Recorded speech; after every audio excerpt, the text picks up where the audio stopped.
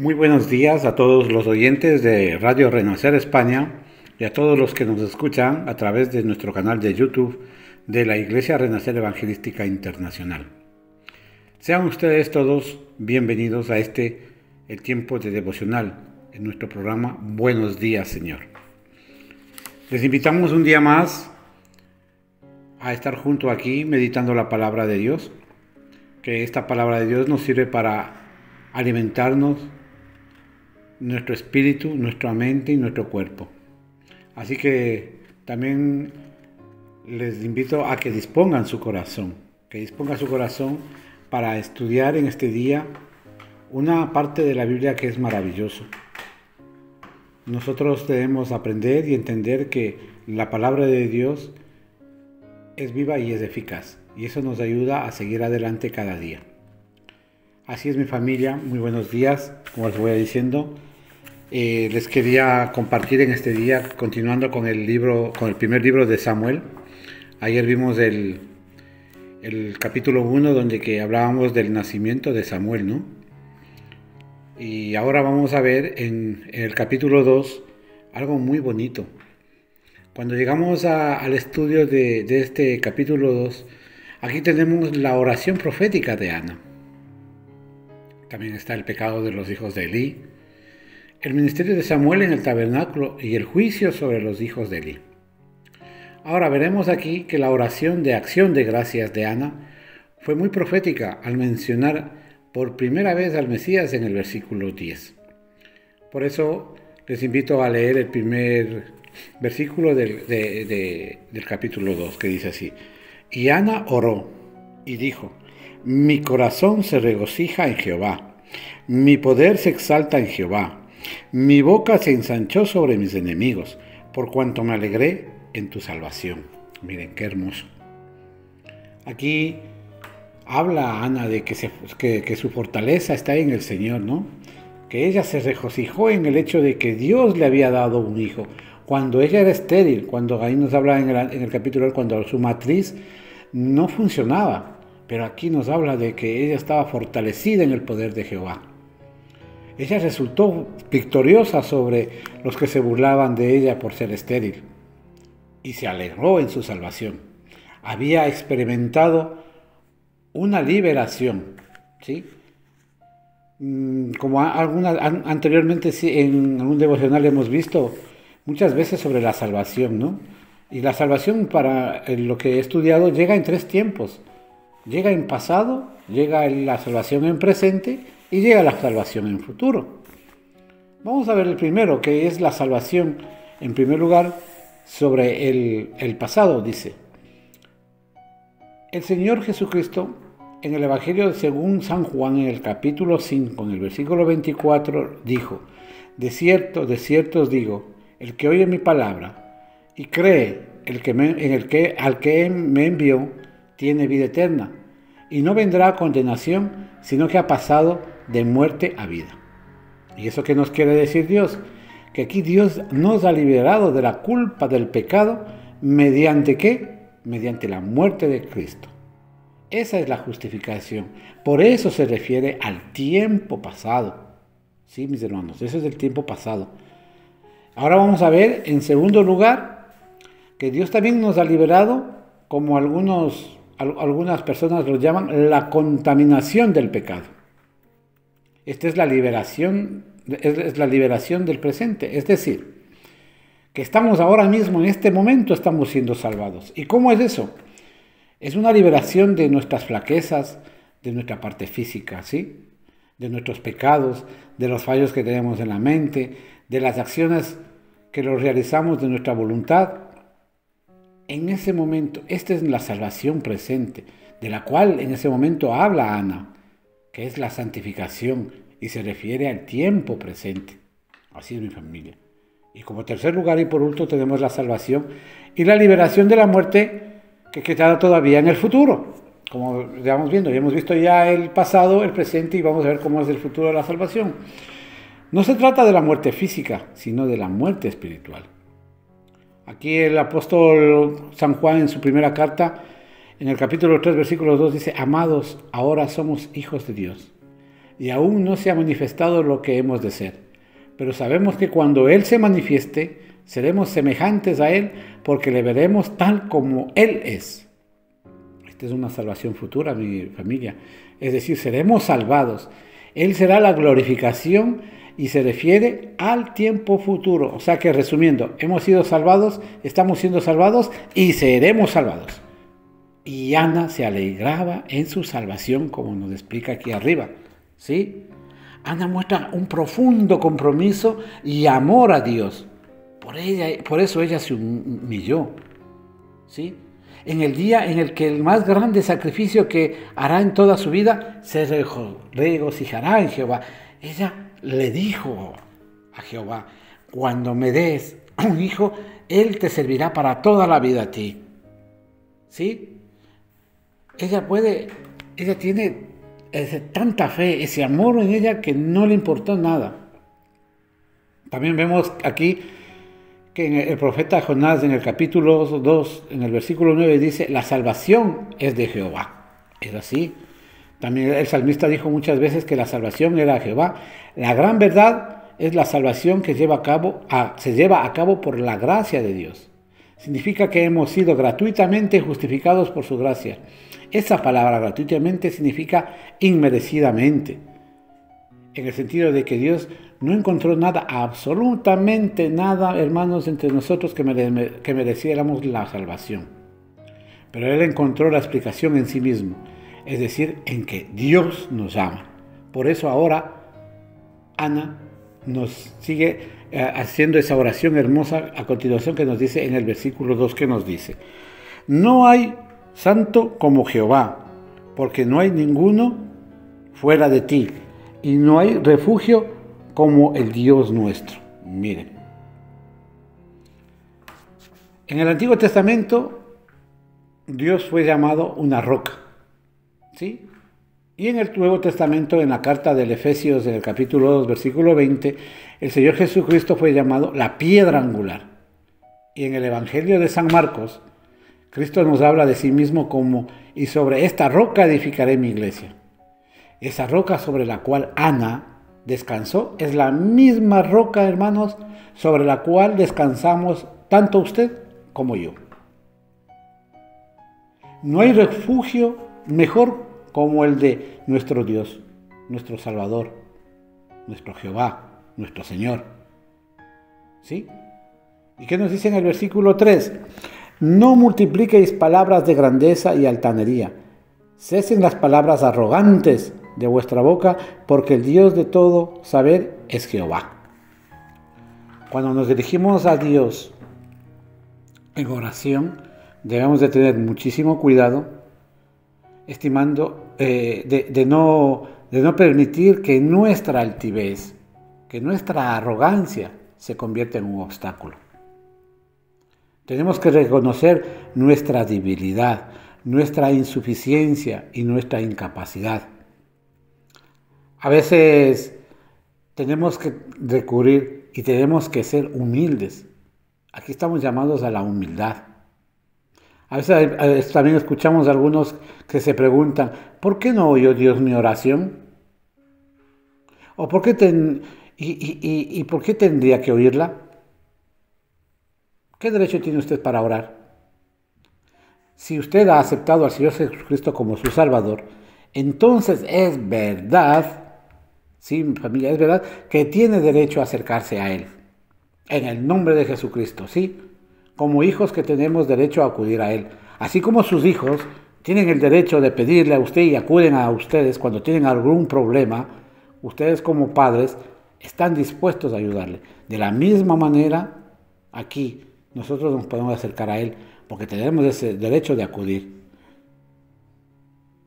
Y tenemos que recordar también, hermanos, que nuestras oraciones deben estar de acuerdo a la voluntad de Dios, no a nuestra voluntad. Continuamos leyendo la palabra, del versículo 4 al 6 vamos a leer. ¿Qué nos dice? Los arcos de los fuertes fueron quebrados, y los débiles se ciñeron de poder. Los saciados se alquilaron por pan, y los hambrientos dejaron de tener hambre. Hasta la estéril ha dado a luz 7, y a la que tenía muchos hijos languidece. Jehová mata y él da vida, y hace descender al Seol y hace subir. Aquí la idea es de que en este pasaje es que se indique de que Dios es el que da la vida. ¿Sí? Aquí en el capítulo, en el libro de Job, en el capítulo 1, en el versículo 21 nos dice: desnudo salí del vientre de mi madre, y desnudo volveré allá. El Señor dio y el Señor quitó. Bendito sea el nombre del Señor. Sí, hermanos, solo Dios, estimado amigo, estimado hermano, tiene el derecho de dar la vida y también de quitarla. Hasta que usted y yo tengamos el poder de dar vida, no tenemos ningún derecho a quitarla, porque nosotros sí damos la vida, pero no tenemos el derecho de quitarla. Por eso, Dios aclara al responsable de las muertes de Ananías y Zafira, ocurridas en el capítulo 5, que eso lo veremos después de los Hechos de los Apóstoles, y Él no se excusará. Dios no necesita darnos ninguna excusa por el hecho de que Él tenga el propósito de juzgar a los malos. ¿Sí? Estos entrarán en la muerte y serán apartados de Dios. Dios no pedirá disculpas por lo que Él haga por que esté en su universo, y nosotros somos sus criaturas. Él está dirigiendo el universo según la manera que Él quiere dirigirlo. Eso sí, hay que aclarar que Dios no obra según caprichos de nada, ni de nadie, ni de Él mismo, sino según las leyes espirituales y morales que Él mismo nos ha regalado en su palabra, que por eso estamos ahora estudiándola y estamos aprendiendo. Por eso es verdaderamente maravilloso que usted y yo podamos postrarnos delante de Dios, de que podamos arrodillarnos, de que podamos experimentar esa bendición, que si estamos dispuestos a hacer las cosas según su voluntad, qué hermoso que sería entender esa situación, qué hermoso que sería que nosotros arrodillarle y darle gracias a Él por todas las maravillas que estamos viendo, por todo lo que nos está sucediendo. Pero somos nosotros, hermanos, pecadores, y por eso tenemos que seguir adelante luchando día a día, para poder salir. Esta oración que hace Ana es una oración muy bonita, ¿sí? Creo que es una de las oraciones más importantes que hay dentro de la Biblia. Es una de las oraciones porque te deja una hermosa enseñanza. ¿Qué nos dice en el versículo 7? Jehová empobrece y Él enriquece, abate y enaltece.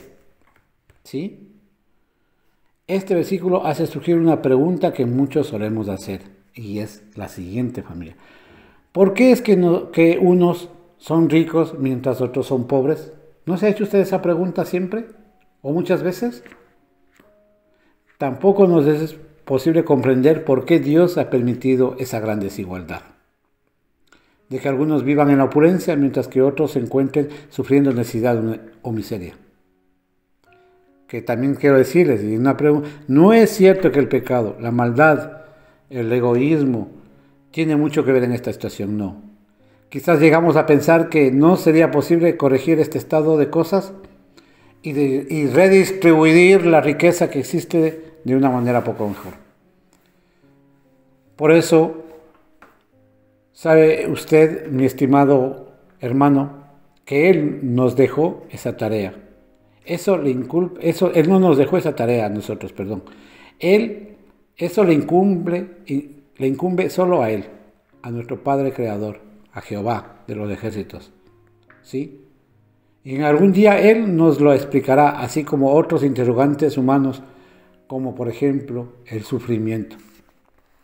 Siempre nos hacemos las preguntas: ¿por qué sufrimos? ¿Por qué yo? ¿Por qué me pasa solo a mí? ¿Por qué yo me siento en esta situación si soy bueno o no soy malo? Por eso seguimos estudiando y seguimos leyendo a continuación lo que nos dice el versículo 8 y el versículo 9. Dice: Él levanta del polvo al hombre, y del muladar exalta al menesteroso, para hacerle sentarse con príncipes y heredar un sitio de honor. Porque de Jehová son las columnas de la tierra, y él afirmó sobre ellas el mundo. Él guarda los pies de sus santos, mas los impíos perecen en tinieblas, porque nadie será fuerte por su propia fuerza. Aquí en este versículo nos habla y nos dice de que el hombre por su propio esfuerzo, por su propio poder y por su propia fuerza, nunca podrá llevar a cabo nada que sea aceptable para Dios. Y hoy tenemos que reconocer que ese es un hecho, que eso nos pasa muchas veces. Es solo lo que hacemos mediante el poder del Espíritu Santo lo que tendrá valor. Cuando el Espíritu Santo more en nosotros, nos ayudará a entender las cosas y hacer las cosas correctamente para ganarnos la salvación, como decíamos antes, sí, ya está ganada, sino para que Dios nos reconozca lo que realmente somos. Necesitamos aprender y depender de Él y también de descansar en Él. Es muy importante que aprendamos de la palabra de Dios, aprendemos a depender de lo que Él nos está dando y aprendamos a descansar en Él. Eso es la función del Padre, es nuestro Padre Celestial. Y esa misma función es la que nosotros recibimos de nuestros padres. Nosotros como hijos, cuando éramos pequeños, dependíamos de Él. ¿Sí o no? Aprendíamos de mi Padre. Y cuando estábamos cansados pedíamos descansar en Él. O usted como padre, ¿qué le hace a sus hijos? Les enseña, les indica cómo deben hacerlo porque están dependiendo de ustedes. Y también descansan en Él, ¿sí? Sigamos adelante y leemos el versículo número 10. Dice, delante de Jehová serán quebrantados sus adversarios, y sobre ellos tronará desde los cielos. Jehová juzgará los confines de la tierra, dará poder a su rey, y exaltará el poderío de su ungido. Este es un hermoso versículo de aquí, de las Escrituras. Y es el primero en que usa la palabra el ungido, o Mesías, ¿sí? Porque la palabra ungido en hebreo quiere decir Mesías. Es lo que le decía, es lo que les comentaba al principio de la profecía que hacía, de que nombraba por primera vez aquí al Mesías.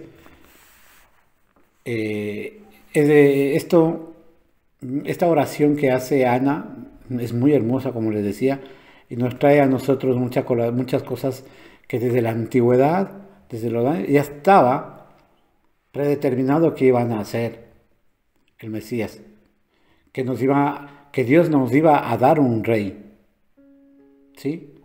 Que Dios nos iba a dar un rey en la tierra. Y vamos lo que nos dice el versículo número 11. Dice, y Elcana se volvió a su casa en Ramá, y el niño ministraba a Jehová delante del sacerdote Elí. Aquí parece como que si Samuel hubiera sido traído a un lugar de protección y refugio. Así es. El tabernáculo debía haber sido un lugar así, pero desgraciadamente no lo fue. ¿Por qué? Porque más abajo vamos a estudiar, en el día de mañana estudiaremos en el versículo 12 y entenderemos el por qué, familia. Yo les quería traer esta porción de la Biblia que nos habla del cántico o la oración de Ana. Y me ha impactado mucho porque es un corazón tan hermoso, tan grande la de Ana, como se arrodilla, dice, y le da todo lo que ella tiene, su más preciado, su hijo le dio a Jehová, ¿sí? Porque ella cuando lo destetó le subió al tabernáculo y lo dejó ahí con Elí. Y eso no todos podríamos hacer, familia. Por eso en este día, en esta mañana, vamos a darle gracias al Señor. Así es, bendito Padre Celestial. Gracias te queremos dar en este día, Señor, por habernos hecho levantar de lo que estábamos, Señor, caídos. Como dice en tu palabra, del polvo nos levantó, Señor. Bendito seas tú, Padre de los cielos, por perdonar nuestros pecados, por perdonar nuestras iniquidades, Señor, porque tú eres nuestro protector, bendito Padre celestial, porque tú eres el que eres de ti, de quien aprendemos, Señor, de quien dependemos y de quien debemos descansar, Señor, en ti. Gracias, Padre de los cielos, por las maravillas que haces en cada uno de nosotros. Gracias, bendito Señor, porque tú eres quien nos da la vida, quien nos da la salud, quien nos da el sustento, quien nos da el trabajo, quien nos da la familia y quien nos da las cosas buenas que necesitamos. Yo estoy muy agradecido, Señor, porque todos los días nos levantamos con gratitud hacia ti, Señor, porque nos das ese trabajo, Señor, porque nos das el podernos levantar, que estamos completos, que podemos seguir adelante, que podemos luchar, que podemos pelear, Señor, contra todo y contra todos, porque tú estás adelante nuestro, Señor. Tú eres nuestra protección, tú eres nuestra divinidad, tú eres nuestra salvación, tú eres nuestro pasado, nuestro presente y nuestro futuro, Señor, en nosotros. Gracias, bendito seas tú, bendito Padre Celestial. Gracias por todo lo amor que tienes, por la misericordia que en cada uno de nosotros pones, bendito Señor. Y estoy aquí, bendito Señor, para agradecerte, para alabarte y para bendecirte, Señor. Y queremos pedirte, Señor, en oración, que el Espíritu Santo more en cada uno de nosotros, Señor. Que el Espíritu Santo sea quien nos lleve por el camino correcto para todas las cosas que vienen adelante, Padre de los cielos. En el nombre de tu amado Hijo Jesús, y con el poder del Espíritu Santo te damos las gracias y te damos las gracias. Amén. Amén, familia. Hasta la próxima.